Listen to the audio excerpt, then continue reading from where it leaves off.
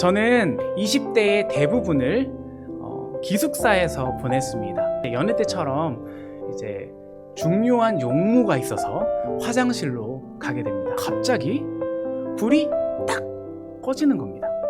처음에는 이제 누가 장난으로 껐나 보다 했는데 가만히 분위기를 보니까 이 화장실만 불이 꺼진 게 아니라 전체가 정전이 된 상황이었습니다. 여러분, 정전을 경험해 보신 적이 있으십니까? 정전 상황이 계속 지속되다 보면은 우리 마음 가운데에 막막함과 답답함이 몰려옵니다. 오늘 말씀에 등장하는 이스라엘 백성들은 정전된 것 같은 상황, 그러한 상황을 겪었습니다. 이스라엘 백성들은 늘 하나님께 순종하지 않고 패역한 일들을 행했습니다. 포로가 되었다는 것은 광야를 단순히 떠도는 것 이상으로 고통스럽습니다. 내일은 나에게 희망이 있을까? 완전한 정전의 상황. 포로의 삶은 정전이 되어서 아무것도 하지 못하고 암흑 속에 있는 상황과 같습니다. 정전된 것 같은 어둠 속에서 매일을 살아가는데 아무런 변화도 없고 내 영혼은 죽어가는데 어떻게 해야 할지 방법을 모르겠는 것입니다. 제가 정전을 겪었을 때 어떤 행동을 처음 했을까 곰곰이 생각해 봤습니다. 시간이 흐르고 몸이 추워오니까 자연스럽게 소리가 나더라고요. 거기 누구 안 계세요?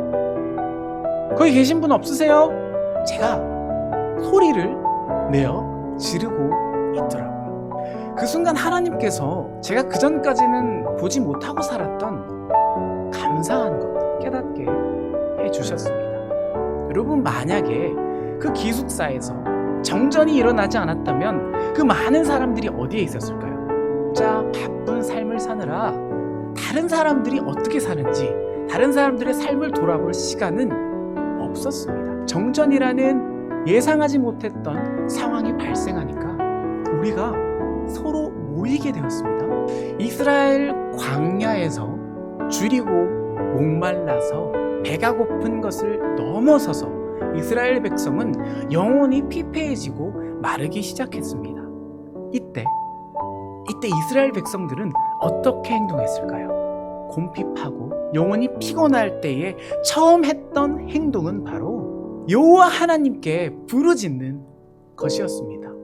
내가 힘들고 지치고 낭망하고 넘어지는데 그냥 그 넘어지는 것을 버티고 넘어져서 그대로 있는 우리의 모습을 가끔씩 봅니다. 그렇지만 하나님께서는 우리가 광야에 있을 때, 메말라 있을 때, 너무나도 피곤할 때에 여호와께 부르짖으라 이렇게 말씀하고 계십니다. 예수님께서는 우리의 영원한 생명수 샘물이 되셨습니다.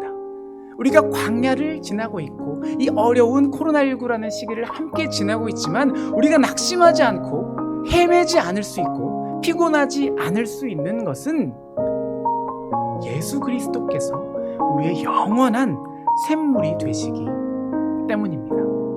코로나19라는 어두운 정전 같은 상황, 그럼에도 불구하고 매일매일을 은혜로 채워갈 수 있는 이유는 우리 주변에 함께 기도할 수 있는 동역자 그리고 교회가 있기 때문입니다. 누군가 날 위해 기도하고 내가 누군가 위해 기도하기에 우리는 이 어려움을 넉넉히 이길 수 있습니다. 모든 것이 멈춰버린 것 같은 코로나19의 중심을 지나고 있습니다. 그렇지만 우리가 낙심하지 말아야 할 것은 하나님께서 우리와 함께 하시기 때문입니다.